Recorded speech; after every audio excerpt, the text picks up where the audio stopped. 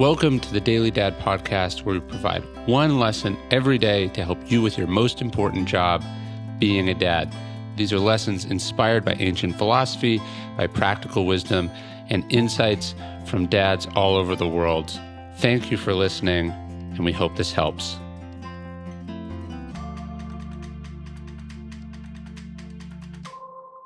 This is how to teach them to be understanding.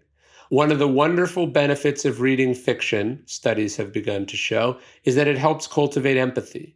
By reading and experiencing the interior life of the characters on the page, we are reminded that not everyone thinks and acts like us. We are reminded that not everyone has been as lucky as we have. It also happens that fiction, the best fiction anyway, teaches us this empathy by way of specific advice and admonishments. Perhaps you remember Atticus Finch in To Kill a Mockingbird, where he tells a young scout that you never really understand a person until you consider things from his point of view, until you climb into his skin and walk around in it. This is why we have our kids read these books, and this is why we read together.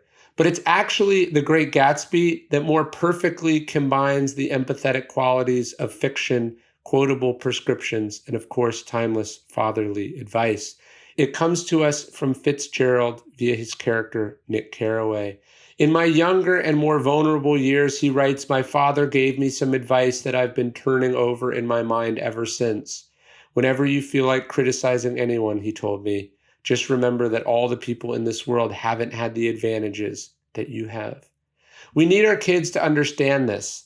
That's why they have to read Mockingbird and Gatsby and every other great novel. It's also something we have to explicitly remind them, the way that the character's father did in that book. Most importantly, it's something we have to model ourselves. If we want them to be understanding, to not be critical or unfair, we have to make sure that we ourselves are showing them what that looks like. We have to make sure that we remember what it was like to be our kid ourselves and teach and appreciate and understand accordingly.